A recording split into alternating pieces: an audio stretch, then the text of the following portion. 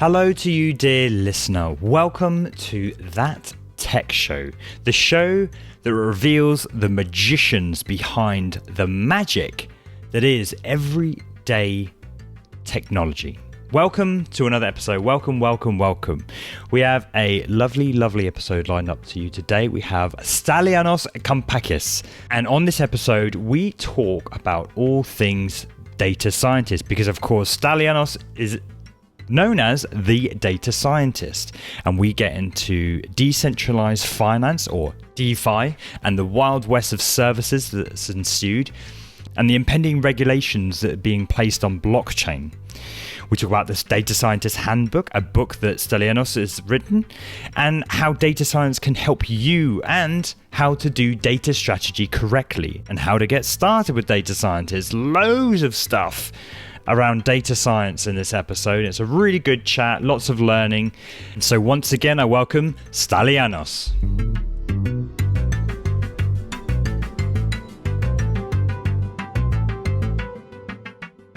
So my name is Stelios. Full name is Stylianos Kampakis, but Stelios is just easier. I'm a data scientist, or that's at least the label I go by these days, and I'm involved in many different things. So I help startups understand how to better use data. I'm helping bigger organizations with pretty much the same thing, involved in R&D initiatives, teaching in a few different universities like UCL, London Business School, associated with some entrepreneurship centers of universities and accelerators. I'm a published author, having published a Decision Maker's Handbook to Data Science and working on 2 other books. And finally, I'm also quite active in the blockchain space, recently working in DeFi, which seems to have become a very popular buzzword. And, you know, there are many things being discussed around DeFi. I'm very happy to be here. And I hope we're going to have a very interesting conversation covering any or ideally all of those topics. Hopefully we can live up to it. Yeah, let's jump straight in. So what was that buzzword you were saying? DeFi, decentralized finance. All right, okay. Should we start there? Tell us about decentralized finance. Yeah, sure. Is this audio only or is this only video? Because I just wanted to share something, like a website called DeFi Pulse. We can say what we see. So DEFI Pulse. Cool. Okay. .com. Yeah. Which shows the total value locked in DeFi protocols. You can see DeFi started fairly recently, I guess in Q4 practically of 2017. And now the total value locked is close to 61 billion or so. And what DeFi is, this describes a set of projects that are trying to create a whole new financial layer that replicates, I'd say, all and maybe even more of the functionality provided by the mainstream financial system, whether it's lending and borrowing, exchanges, derivatives, payments, assets, and a few other projects in specialist areas. It's a huge thing. It's growing. There are many things being discussed about it because, as you understand, it is a target for regulation. So there is a very big story now going on around Uniswap, which is one of the biggest projects. And now the regulators are essentially, they have forced Uniswap to remove some of the assets that were being that landed on the platform. But in one way or another, I think it's one of those, let's say, technologies. I mean, it's not the technology per se, but you know what I mean, which is going to change the shape of not only finance, but probably the world within the next 10 years. And I think even if regulators try to regulate the hell out of it, I still think that, once you open that box, you can never go back completely, right? It's like Bitcoin. It's here to stay in one form or another. So is this like I'm playing catch up now. So is this like essentially offering financial services or something with under on top of blockchain? Then have I got that right? Yes, correct. So for example, with DEXs, decentralized exchanges as they call them, like Uniswap, the idea is that you have an exchange which can operate 24/7, and you don't really need to worry about middlemen. And they use this mechanism called liquidity pools. and the people participating in this are called liquidity providers, where there's essentially a pool of money, like a pot, and then you, me, anyone can just decide to go there and take some money out, right? Obviously, this comes at a price, and then the pool has to rebalance itself. So there's a very nice protocol which ensures that there is a fair balance between all the assets without really requiring a broker to arrange for this. So you can see why this is so interesting and so powerful. But obviously, you understand why someone would want to regulate this, right? Because you can have anyone without KYC exchanging all kinds of assets 24/7. It's a bit of a Wild West out there, isn't it? It kind of is, yeah. So this is sort of decentralized loans then, I suppose, is it? Yeah, they can do borrowing and lending as well. There's also another platform called Synthetics, which, as the name implies, deals with synthetic instruments. And actually, this is the platform that was chased out of Uniswap because they have blockchain-based synthetic instruments which are pegged to publicly listed companies. Right, so instead of buying a share or a stock, you buy a crypto derivative for the Tesla stock. And obviously, the regulators don't want that, right? You can understand why. And we're talking about some fairly complex like protocols. Then you have something like yearn.finance, where yearn.finance essentially you just put your money in there, and then this goes across all those different protocols and tries to make money for you, because the way that all of these protocols work in a decentralized manner is that they essentially provide a small financial incentive for you to provide some kind of money, liquidity into the system, and then you earn some kind of interest rate. But because there are so many different crypto pairs, right, and so many different projects, it's really difficult to find the best deal.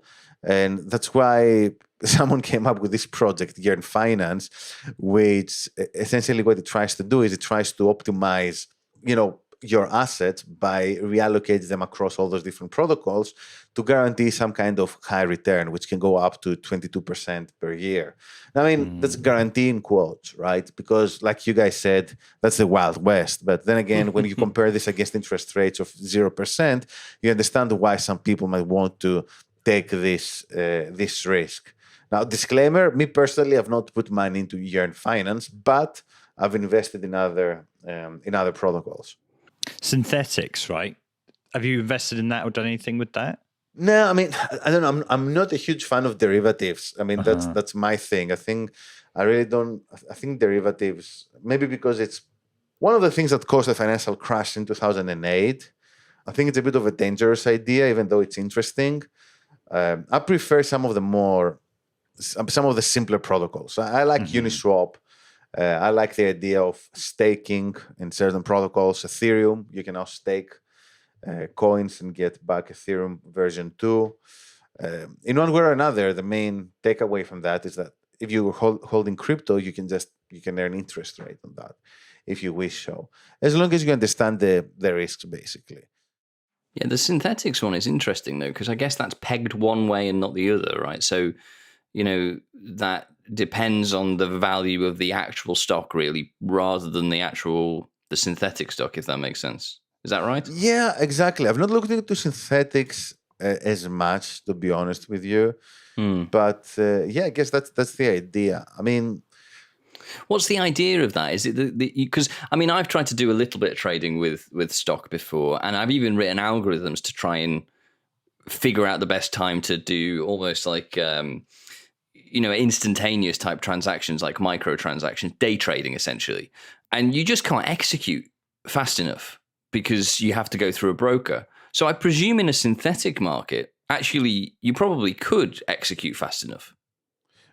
So I mean, you're restricted by the Ethereum blockchain and how busy that is. But I guess technologically speaking, we'd be better off using a protocol of this kind because you're just removing the intermediaries, rather than using the current system as it is. Now, regarding the Ethereum blockchain, one of the problems that all these protocols have is that Ethereum, and they're trying to solve this now with various updates, became too slow and expensive Like maybe you wanted to borrow, I don't know, $200, and then you had to pay $150 in gas fees.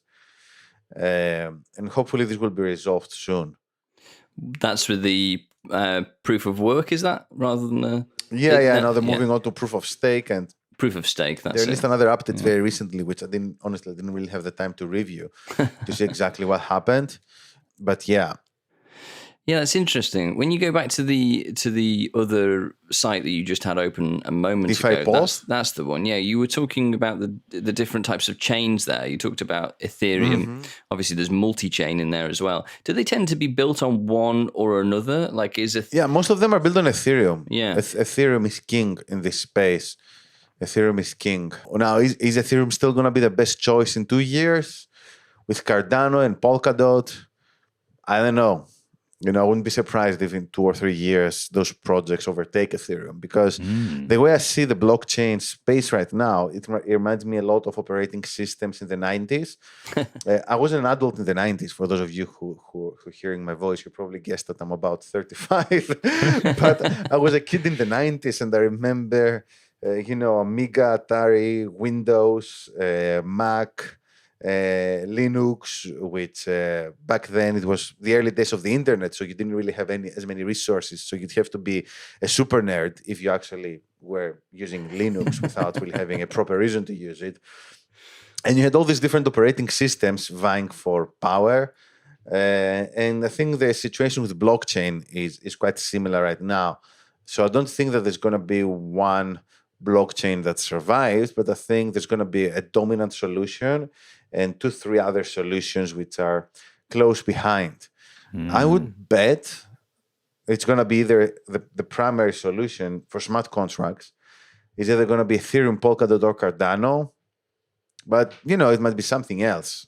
Could be Solana, could be the internet computer. We'll see. What is it that you think will drive the winner? I mean, is it how fast they execute? Is it the cost of running them? What do you think it is that's going to play into that? So I think we might find ourselves in front of a situation where Ethereum might be the dominant one because it's the oldest project in this area. And then other blockchains might actually have better technicals, right? But they might be unable to become the number one solution simply because they're not as old. They don't have like a big user base. In technology, I think you always have this phenomenon, right? Of no, I wouldn't say winner take all, but there's like a considerable first mover advantage due to network effects, right? So I don't think that Android is the best open source mobile system that could have existed. I don't think that Mac computers are perfect, nor Windows. But it doesn't matter because all the solutions, they're not just competing on technical specifications. That's really cool. You mentioned about the people coming in and put regulations on this sort of stuff. Is there any immediate threat right now from any particular regulators, or is it just like a bum rush to try and get as much as we can before these regulations start coming in? Because of course a lot of fintechs are experiencing a lot of FCSC regulated fintechs are becoming the norm. We say the Wild West when Monzo first came out, and Starling and Chip and things like that, and now they're scrambling to get FCSC regulated because it gives that sense of security and things like that. Yeah. Is there, like I say, is there any immediate threat you see right now, or is everyone just trying to build what they can and experiment before the regulations come in, whenever that might be? I think there is, because the regulator recently attacked Uniswap and forced them to remove synthetic stocks and shares. So who knows where they're going to strike next, right? I wouldn't be surprised if we see more of that coming, but they definitely are not going to regulate blockchain out of existence. Nor do I think they can regulate DeFi out of existence, given its decentralized nature. In one way or another, I think that we're also going to see more things happening in a decentralized manner, in the way that while Uniswap is a decentralized protocol, it has a centralized interface. I can imagine then even running interfaces in a decentralized way. I had looked into this a few months back, and apparently there is a way to do this. I guess the people who would try to do something like this would effectively try to make a project of this kind completely immune to regulation. Mm-hmm. So there's a possibility there. But obviously, the thing is that now there are many dynamics at play. So we see institutional investors investing money in cryptocurrency, primarily Bitcoin. And we also hear about, a Bitcoin ETF, by Grayscale, Ethereum ETF, this and that, which means that on one hand, it's going to be very difficult for a government to regulate these things out of existence when you have companies investing billions in those assets. On the other hand, the projects themselves, they're not the biggest one, at least. They're not incentivized any longer to become fully decentralized, unless this actually hurts the credibility in the eyes of a large part of their community. If, for example, I don't know, JP Morgan or some other investment bank shows up and they're like, hey, what would be amazing if we would invest, I don't know, $20 billion into Uniswap.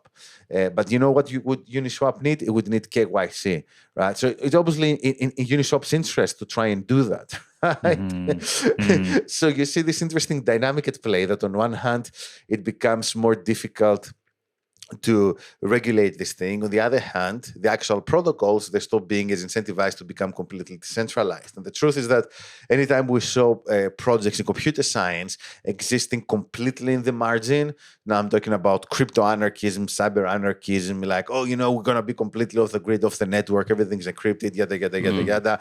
They never really became popular. So when, if you are in the development team, or the CEO of a project in this space, and you see there's institutional money flying around, I guess your first instinct is not to try and create some kind of crypto anarchy utopia, but like, how can we get this, billions in, from JP Morgan and Goldman's. When the carrot is dangled, you're going to want to take it, right? And well, it's just. Well, I'm interested in how that sort of ties in with things that we've seen recently. When you think about like the GameStop stuff with the actual Reddit users trying to beat the short on the hedge funds and things like that, and all of this sort of was driven around the same sort of time that there was this huge boom in crypto. Like obviously, the billions coming in from the likes of someone like JP Morgan is going to drive a lot of interest. But I do wonder whether this is going to. Is this going to be an opportunity to unleash the power of the internet and actually make it a fully decentralized thing? Yeah, potentially. Now, the thing but I guess these are different topics, right? GameStop is a very interesting case. It's interesting to see how these people managed to beat hedge funds in their own game. But it was also interesting to see how centralization ended up being very bad for the people who invested in GameStop, because Robinhood paused all trades, right? And if you look into the story, you can see that why they did this, right? Citadel was behind this, and it's a very shady affair. So essentially, the little man was once again screwed because of that. This wouldn't happen in a decentralized system. Now, but yeah, I think that what we're going to see with DeFi is that we're probably going to see a gradient from projects which are completely decentralized to projects which are more like mainstream. I mean, take a look at Monero, for example, right? Which is ideally, I think is a coin which really represents Satoshi Nakamoto's original vision, whomever this person or team of people were. That's the founder of Bitcoin, isn't it, for anyone else? Yeah, exactly. And one of the ideas was that you're going to have an untraceable currency. Monero can do that. Then again, this raises the question, okay, that's untraceable. Why would someone want to use something which is untraceable? You see where I come from? Potential nefarious purposes. Yeah, exactly. So Monero I don't think is ever going to break into the mainstream. It's one of the, it's a coin that is not going to go away. It's going to stay there, right? But I don't see this becoming number one, for example. Do you see the we were talking about governments deregulating things out of existence, or regulating things out of existence, I suppose, would be the actual way it's happening. Are you seeing governments start to adopt crypto blockchain themselves? Oh yeah, of course. There's this whole space of the government stable coins, basically. I can't remember what they're called. This central bank something. I can't remember the full acronym. And it kind of makes sense because this will help governments get more control over their citizens, essentially. I guess in countries like China, this is very, very attractive because you can issue currency. And this is actually what happened, I think, in El Salvador, where they made Bitcoin a legal tender. The idea is that you're going you can hand out some benefits, but then you can also track how these are being spent, right? Or you can say that, look, you only can spend this money for those and that purposes, which is a bit interesting because you're using what is essentially what was initially decentralized technology to control a population to some extent in a fairly centralized manner. Yeah, it's really interesting to your point before about, mentioning the origins of Bitcoin and the idea being to have something that was decentralized, untraceable pretty much, has actually generated the opposite. Yeah. So there are always these dynamics at play, and it's funny how, for example, Bitcoin started off as a decentralized currency, and now it's taking off because of institutional investment by the mainstream and has ended up being some kind of digital gold. So has it really accomplished Satoshi Nakamoto's original vision? I'm not sure. But blockchain in one form or another, it's unstoppable, right? It's here to stay. And I think this is what governments are realizing, that it's no longer a fad. I think we're going to very soon reach a tipping point where if a government says, oh, I'm going to ban cryptocurrencies or do or that, this or that, then another country is going to come up with very loose regulations and it's going to attract billions, right? And for example, China banned crypto mining. No one cared, right? So the hash rate went down and then everyone just moved to different countries. I thought that had an effect. I thought they actually did something with that. Like actually had, because was it causing blackouts or something like that? Or am I getting another incident? Yeah, things slowed down and then they went back to normal. It's like China basically, they didn't just like, they actually asked, or they made illegal for people to actually own the machines that mine Bitcoin. So mining farms and individuals had to actually move to different countries. Yeah, I saw they had pictures on the news of them steamrolling a lot of machines. Wow. Yeah, yeah, it's crazy, isn't it? And but I mean, it's unstoppable, right? So the system rebalanced itself, and the funny thing is that there are some people who will be conservative against Bitcoin no matter what, and you hear these people saying, "Oh, Bitcoin is not really decentralized because 50% of the mining power is in China, and what happens if China decides to do this and that?" And then China bans mining, and then people move to other countries, and then the same people will say, "Oh, you see, Bitcoin is not really safe because this and that." I think if anything, this proves how powerful of an idea proof of work was. And hopefully the same thing will happen with proof of stake and other types of blockchains. Well, that DeFi that we were just looking at a second ago, its value starts to skyrocket. I think sort of middle of last year, I guess. What's the reason for causing that huge upward tick in value? The Bitcoin halving. So you can see there's a very strong correlation between Bitcoin and other assets. And then as soon as a halving event occurs, then the price of the Bitcoin rises.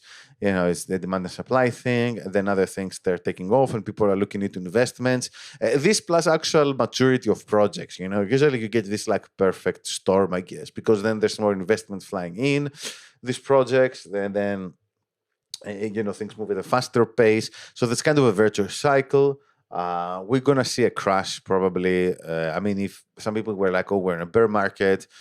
Not sure about that. We're probably going to end up being in a bear market one way or another until February. So maybe things are going to slow down for 2, 3, 4 years. But yeah, this played a huge role. But I'd say that if you go back to the curve, there was like a peak around May, and then there was a crash, and then it's going to stabilize. Probably the next few years, then we're going to see another another bull run. So that would be similar to probably the first time around with Bitcoin, I suppose, when it got to, what was it, about $20,000 it got to first time around in 2015, 2016, something like that? I think it was 2017. Was it? Am I too early? You're ahead of the game there, Chris. You're ahead of the game. It was 2017, yeah. And then, I think it was something, I think it went up to 25 at the peak or something. Yeah, 20 sounds about right. But then it died a death and everyone sold all their Bitcoin, including myself. And then it came back up again like last year. So are you finding then that are there more people involved in that? Is that also what's driving this this spike, this growth? Because there's a huge amount of talk around Bitcoin and blockchain and crypto just in general. Yeah, I think that now it has broken into the mainstream. So it's more like, I remember when I first read the original white paper behind Bitcoin, right?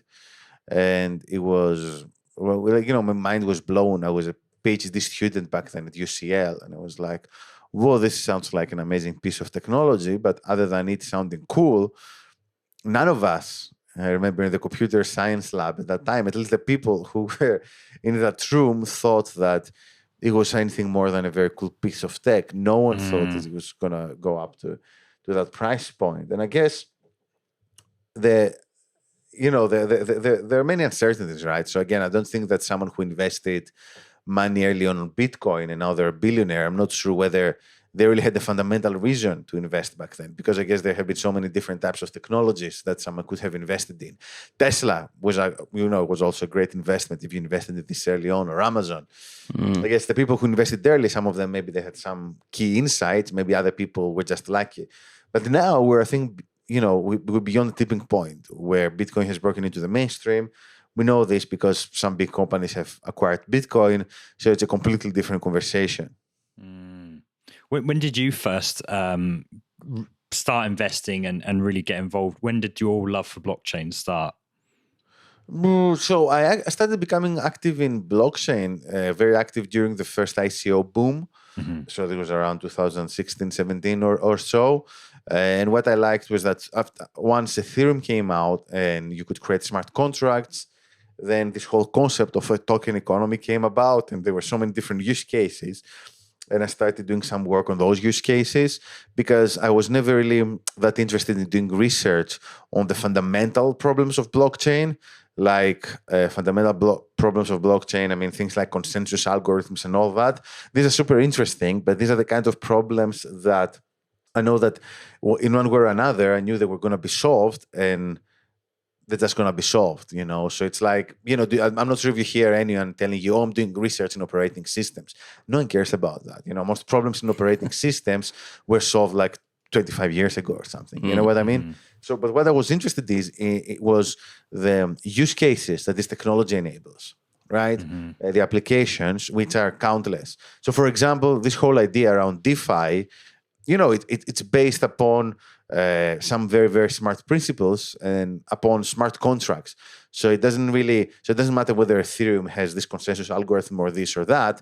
The idea works on a layer on top of this, which goes back to what I mentioned around operating systems, that if you want to create a pretty cool app, let's say you're going to create a video game, you don't really concern yourself with how, Windows or Mac or Linux handles, multi-threading or memory allocation or any of those things. So this is what really drew me into this space of blockchain. And the thing what I find most fascinating these days is the space of decentralized finance. And then something else which I found fascinating is what is the applications that blockchain can bring into around data, right? Data science, which I think it's a not very mature space. And there are a few projects, nothing super impressive. So we might be seeing more things in this area in the near future. Are you working on anything then? Like I was going to say, like you've obviously got a history in data science and whatever. Are you more of an admirer at this point, just trying to see what's going on, or are you actually trying to come up with something, or seeing what you can do to leverage these expertise that you have? Yeah, so I'm advising a DeFi project called Polen, and then I'm also advising a data science / blockchain project called Within You, which deals with data collection from like different types of devices on the blockchain.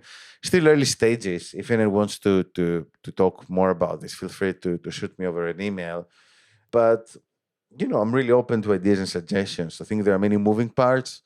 So I could easily find myself in a different place within 6 months or 12 months or so. So those particular projects, what problems are they aiming to solve? So Poland deals with the creation of a decentralized index, something which doesn't really exist in the DeFi space now, something like decentralized ETF. And then within you deals with data collection and data sharing on a more massive scale and data monetization as well. So there have been a few projects on that front around democratizing data, but nothing which has worked massively well. So for example, if let's say you participate, I don't know, in a clinical trial, or if you're using your phone and your phone is recording data about you or whatever, then this data goes into a centralized repository and it's used by a company or companies, etc. I think through blockchain, you can actually have ownership of your data and choose how to monetize it. And I think that's a very, very powerful idea. So I can see that blockchain could enable some kind of data economy where anyone can record data and then can share it with interesting parties. That's obviously a daunting task given how many different types of data exist. And also, and then you have to take into account things like data quality, right? But those concerns aside, I think it's still a very powerful concept. So, I mean, when you're advising these companies, do they always come to you with blockchain in mind, or are you able to sort of find many different applications for blockchain that we just generally don't think of? I know it's a bit of a nebulous question, but no, that's a great question. So for blockchain specifically, yeah, because using blockchain is a big task, right? Well, there's quite a big learning curve, I suppose, for a start. Yeah, exactly. Which means that I'm speaking to people who I know that they are interested, to work with blockchain. So it's not like, you just propose to someone that, you should use a blockchain. It's different with data science, because with data science, maybe, I might be talking to a company that has certain data stored somewhere and they're not using it. And then I'm like, hey, have you guys thought about doing X, Y, Z?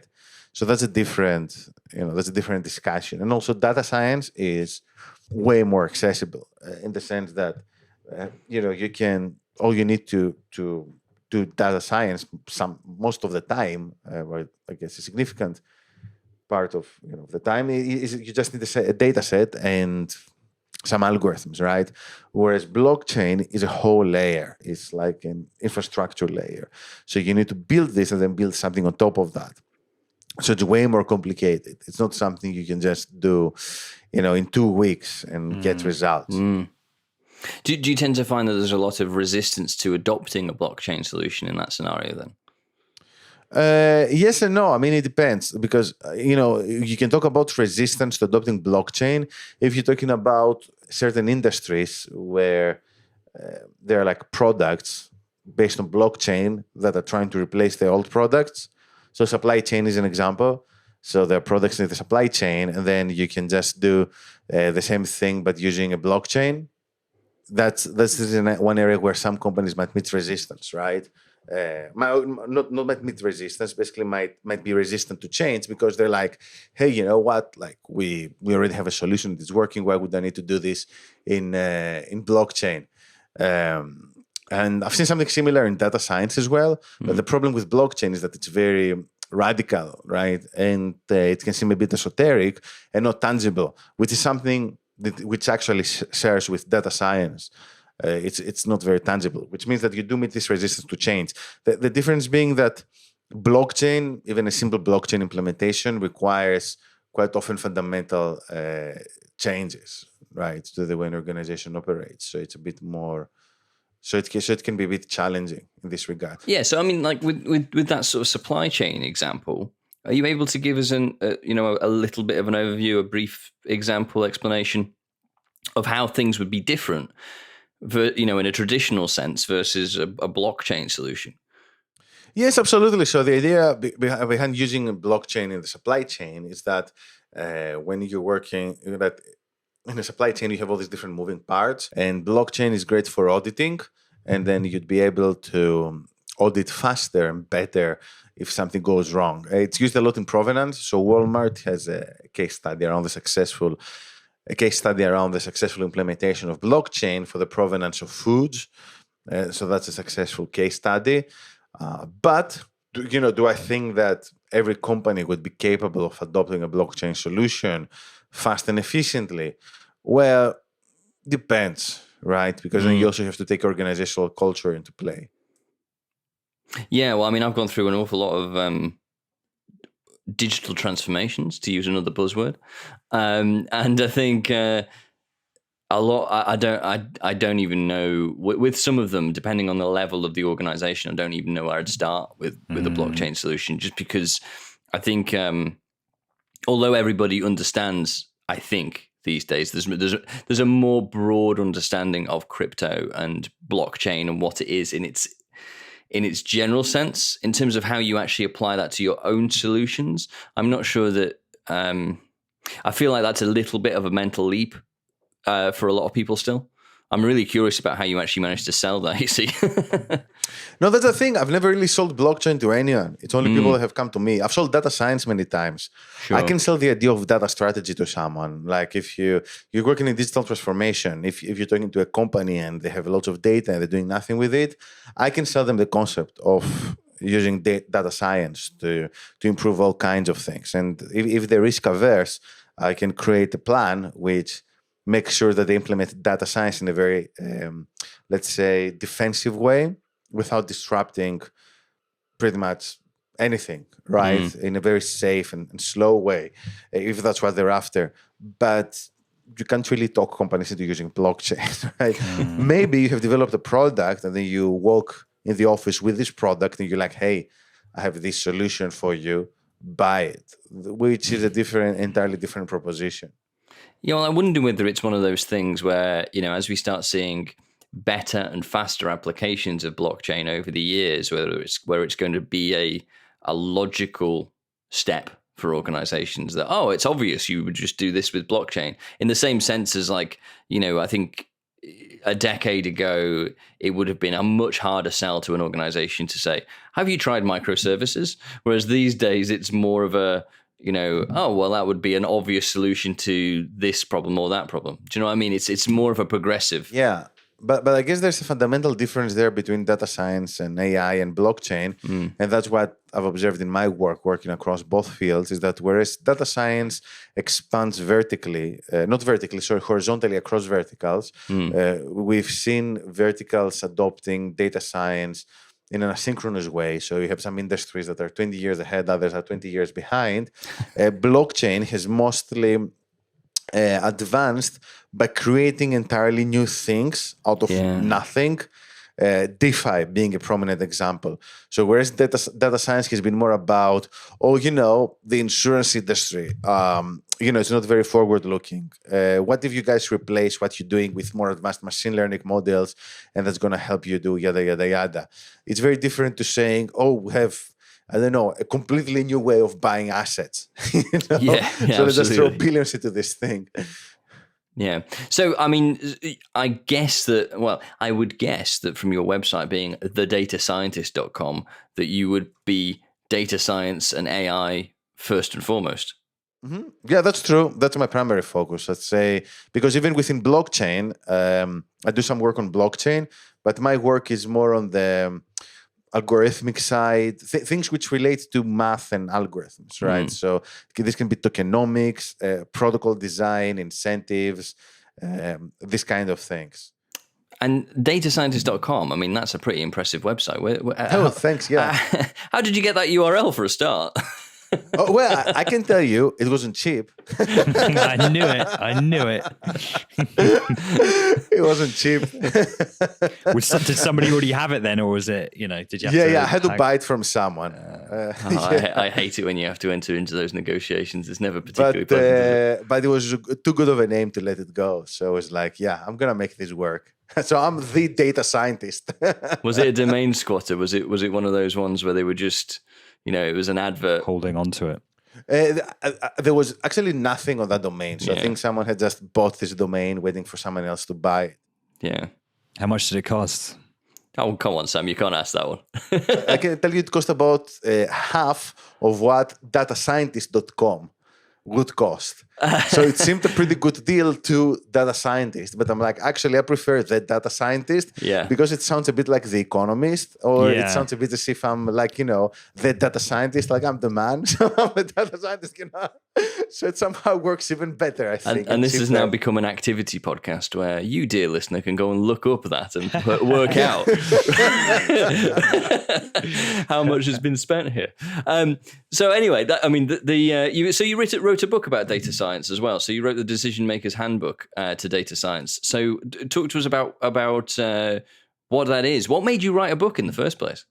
Yeah, thanks. Great question. Actually, I've written up 3 books. One book is about to get published soon. I just have to chase my lovely fellow co-authors who are like a few months behind schedule. So if they're listening to this, that's just a little slap on the wrist, yeah? Yeah, if you're listening to this, then this is a wake-up call. Yeah, thanks. And then there's another book, and for that other book, I probably have to chase my literary agent. I've not heard from her for some time. My third book being more about, it's like a popular science book about the history of data science and philosophy of uncertainty and all those kind of things. My first book, The Decision Maker's Handbook to Data Science, as the name implies, is more of a business handbook. And it was born out of my many years of experience of working in this area, which I call data science for decision makers. So when I finished my PhD in UCL, I lived in a tech bubble, as in, everything is about the algorithms and machine learning and neural networks and blah, blah, blah.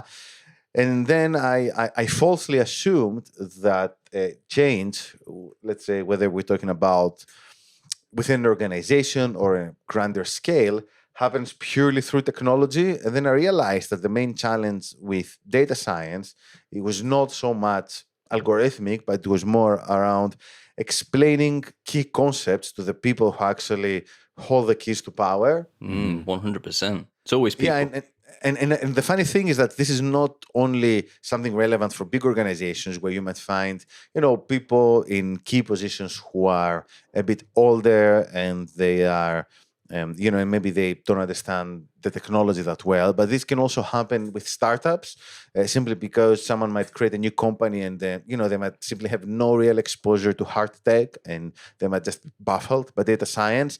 And essentially the correct application of data science, most of the time, 90% of the time, it comes down to the basics: data strategy, data quality, all those little things which are maybe more important than the actual algorithms. And I started running a workshop series. And then this is what inspired me to write the book. This book was based on these workshops. And then these workshops now, they've led to the creation of a company called the Tesseract Academy. Another thing for our listeners to search for on Google.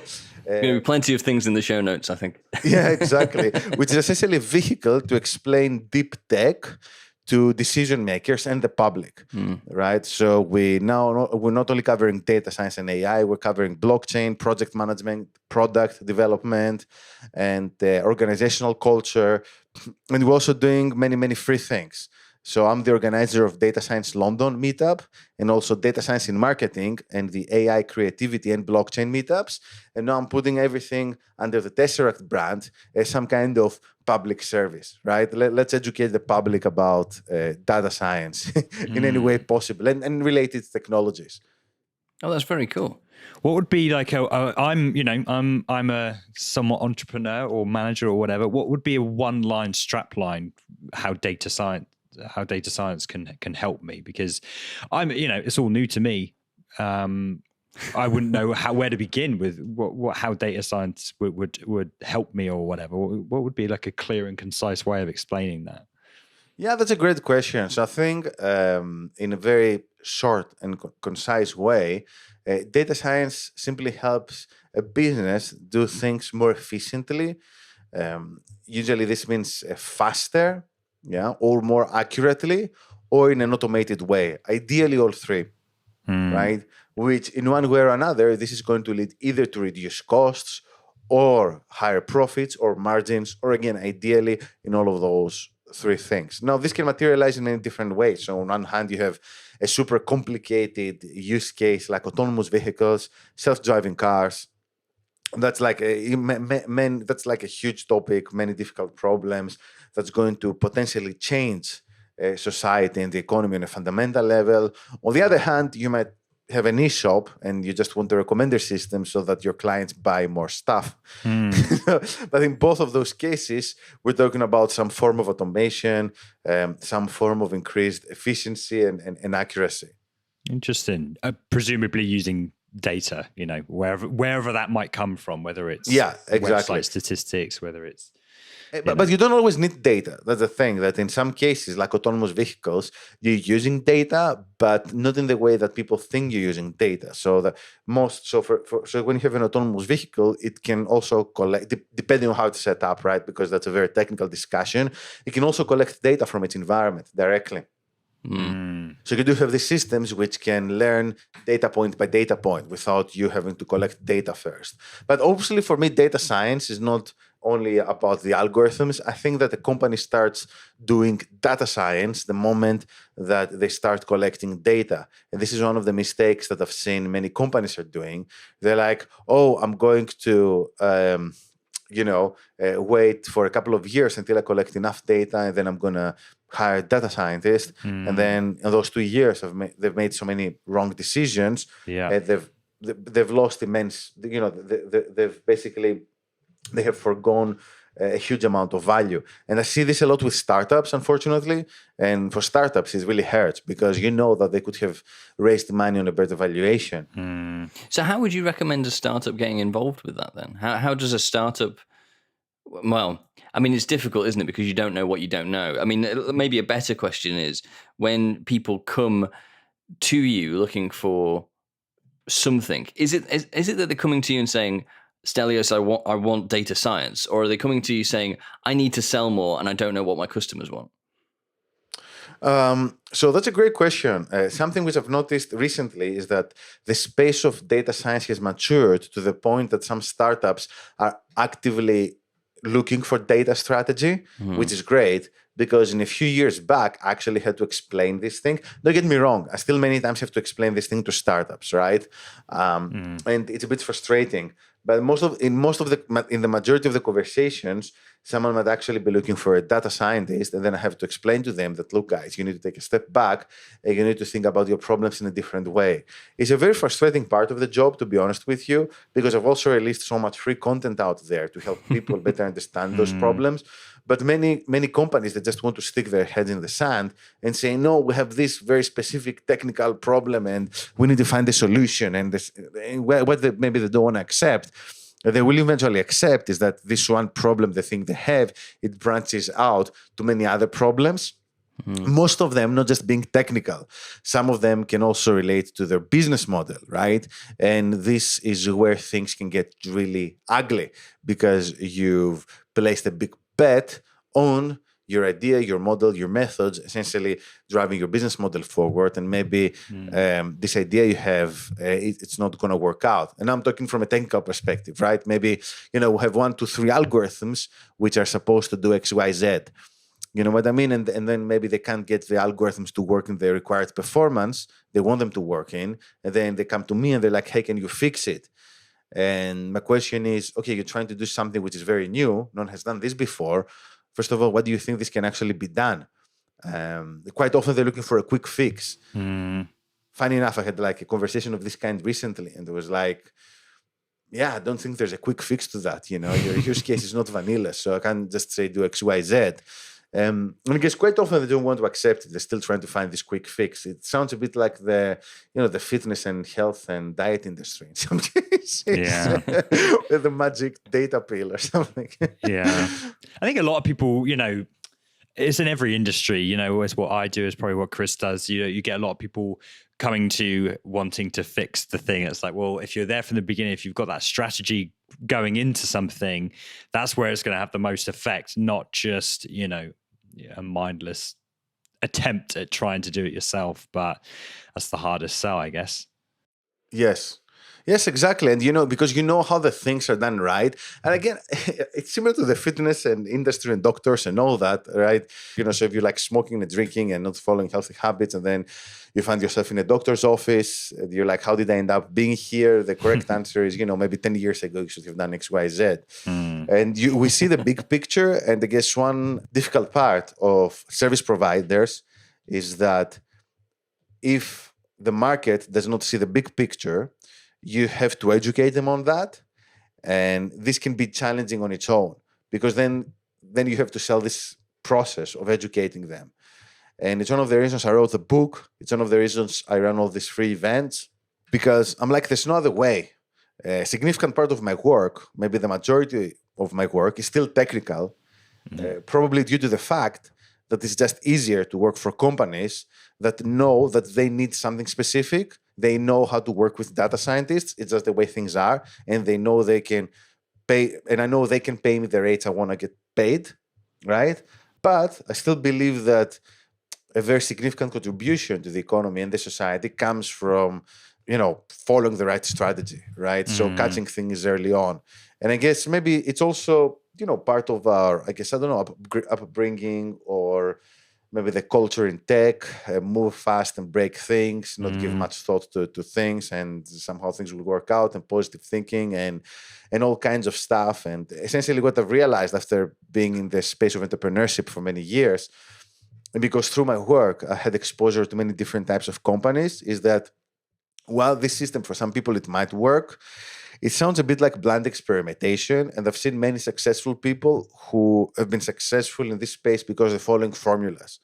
So if, for example, you run a business and you want data to be a component of this, you don't just try random shit and hope that something's going to come out. You're just going to follow a formula. You go to the expert, you follow this formula.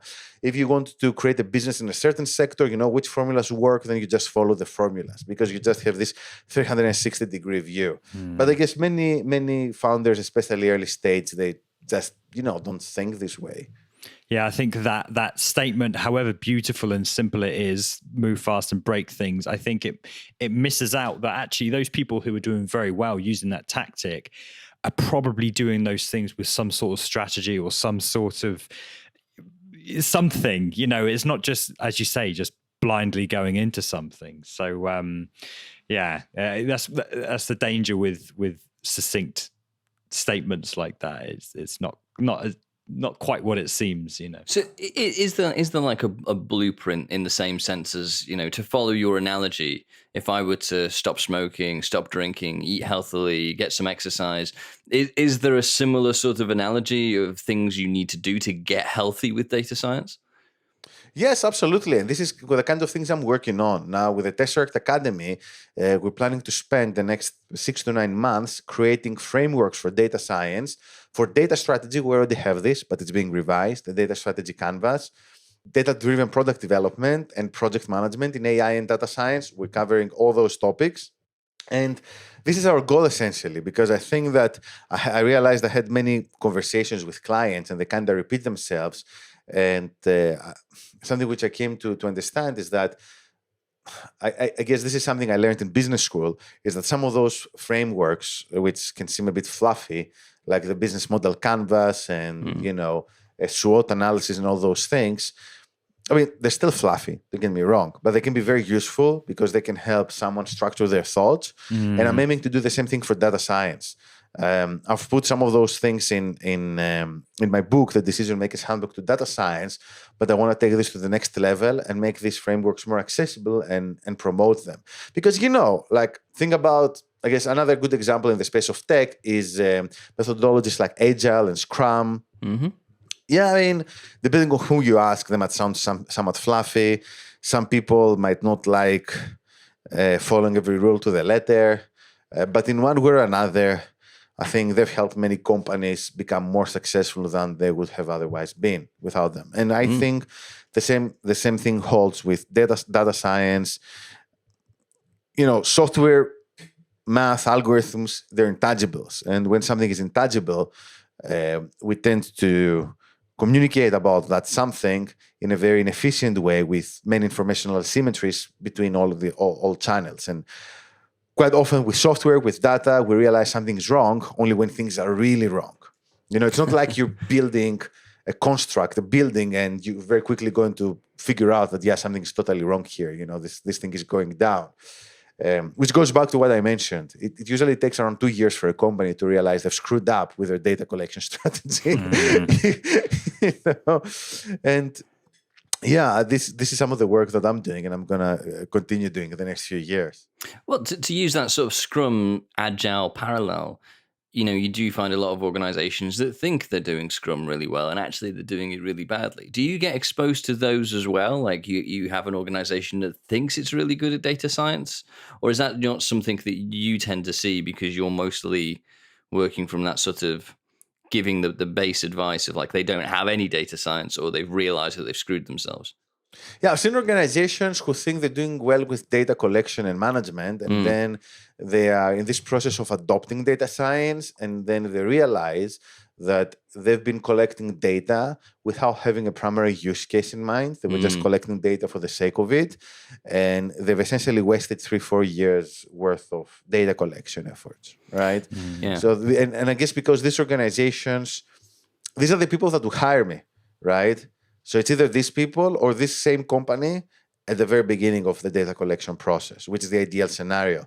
Because if this company already had 3 data scientists, then they would have fixed things in one way or another. If they had a team of 2, 3, 4, 5 data scientists working on those problems. And I know it will be different for each company that, whatever the business is, but is there like a blueprint of like, this is data that you should collect versus data you shouldn't bother collecting? So there's always this motto, the more is better. So I think it's rarely a case of, this data, you shouldn't collect it. I guess there's a legal reason as to why you shouldn't collect it. However, one of the challenges is how you collect the data, how you store it, how is it to process.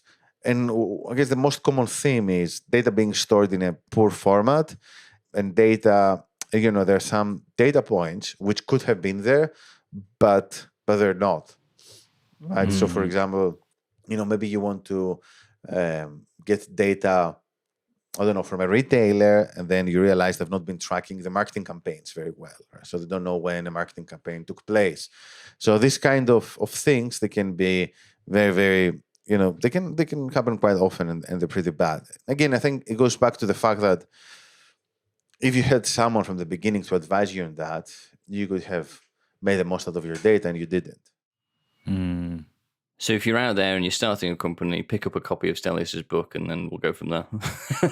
Yeah, that's a good start. Or you can attend some of our free events. We're organizing free events with the theyre Academy all the time, like the AI clinic, running every month, once or twice a month.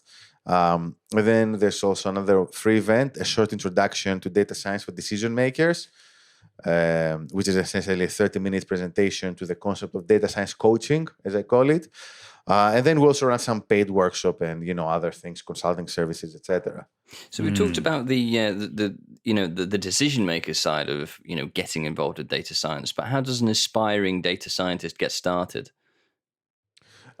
Well, that's a great question, because I've actually helped educate, and I still do help educate data scientists, either through the work I'm doing through some universities, either through a bootcamp I'm mentoring, or sometimes through my own programs. I occasionally run programs every other month, like with really graduate-friendly prices for those who just want to dip their toes into the waters of data science.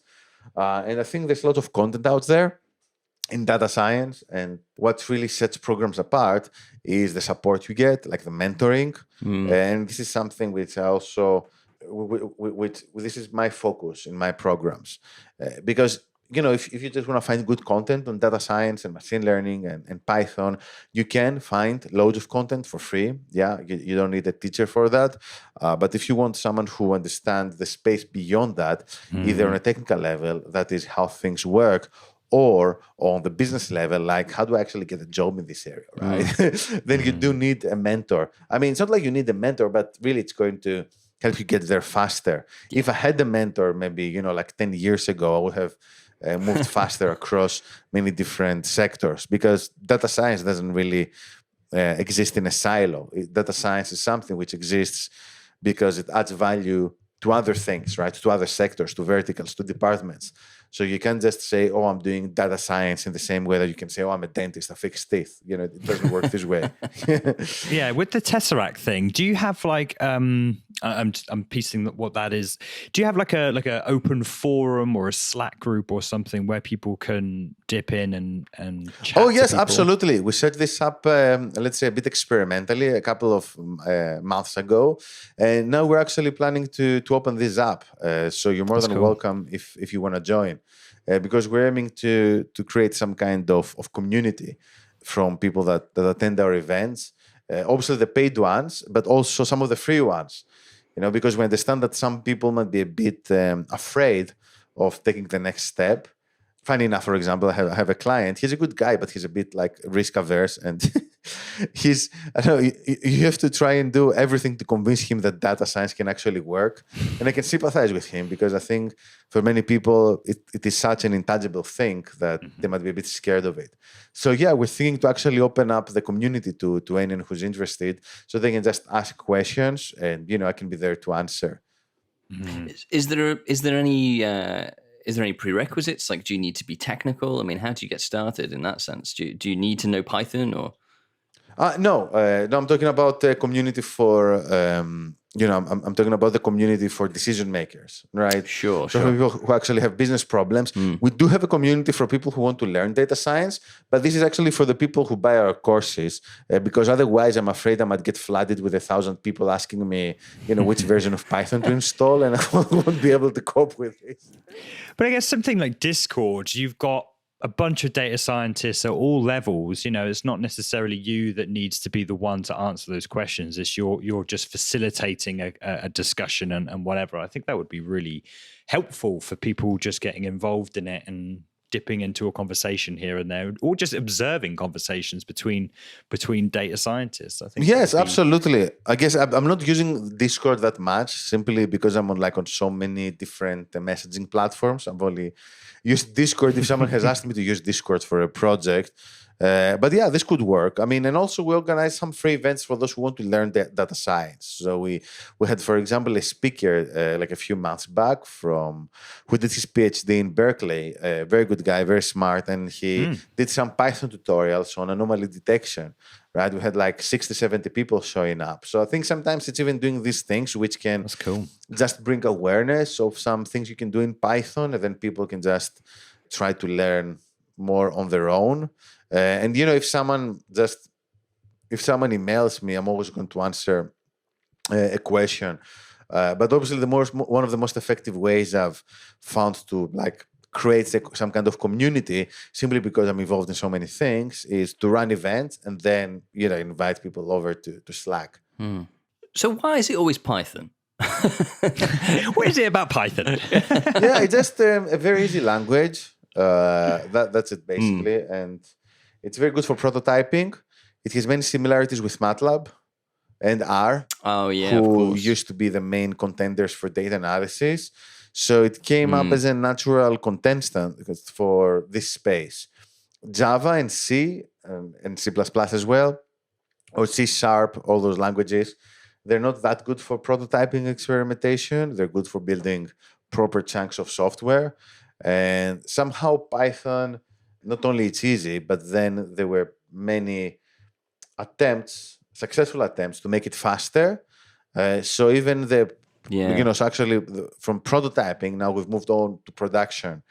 And in many cases, there's, for many companies, there's not much an incentive to do things in languages other than Python.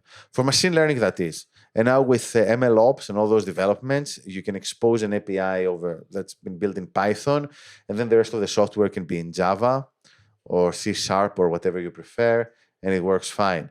Now, if you really care about speed, maybe you're still going to use C, right? But that's, that's great. I like C, but I honestly don't remember when was the last time I had to use it, honestly. Well, it's handling memory and things like that. Yeah, exactly. I think I'd rather avoid. Yeah, but then again, you have things like TensorFlow, for example, that's very well optimized, and you have GPUs optimized for neural networks and all that. So then the question is, okay, so they really need to go down to C, and because data scientists, they deal more with the algorithmic side of things and the analysis. So if you can do this without having to worry about other things, then you just go for it, Well, it's interesting you mentioned about prototyping. So does a lot of data science related programming tend to be quite short-lived in its lifespan because you're working through data analysis and you're trying new things a lot? Yeah, I think one of the key differences between data science and traditional software development is that data science tends to be very iterative. So you're just trying slightly different things one after another, and you hope to find a good solution. It's like a bunch of educated guesses in many cases, which is different to software development, where there can be more of a plan, right? You're going to do A and then B and then C, and that's going to be architected in this way. That's why data science code can many times seem quite messy. Some people like to write their code in notebooks, which are quite messy. So data scientists do not write code in a proper way, if you know what I mean. So it's good for an unstructured coder. Yeah, it's good for it's the way that data scientists write their code is similar to the way that some mathematician might be trying to find solutions to some kind of proof. Yeah. You just write something and then you tear the paper and you throw it in the bin and then you try something else out. It's not like you're writing a fiction novel, where there's some kind of structure and prose. Obviously, once the time comes to deploy something, you need to clean up your code. But there are many data scientists who are not that great in doing this. I've reviewed the code of many people who are like, the code is just not structured in a nice way. And I think I've fallen in this pattern myself a few times because when your main task is to build a model that can predict something, that's your core task, right? So if you do this, then the job is done, even if the code is ugly. So beautifying the code and refactoring quite often comes as an afterthought, after you find a solution to the problem.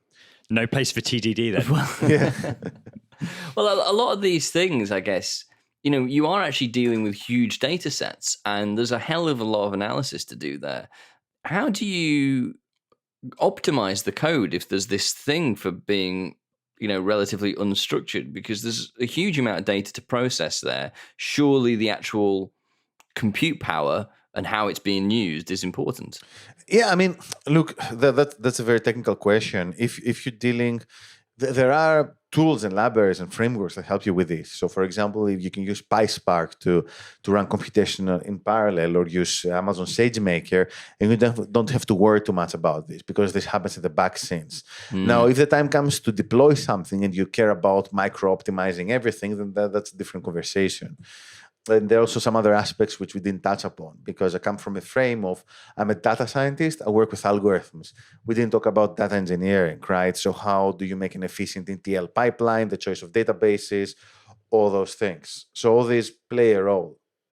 Yeah, I guess that's really an important part of it then, is making sure that actually your data is in a good structure initially, because that's going to make it more efficient to deal and handle it. Huge conversation. Absolutely. You're absolutely right. Should we save that for another episode? Yeah, that's probably for another episode.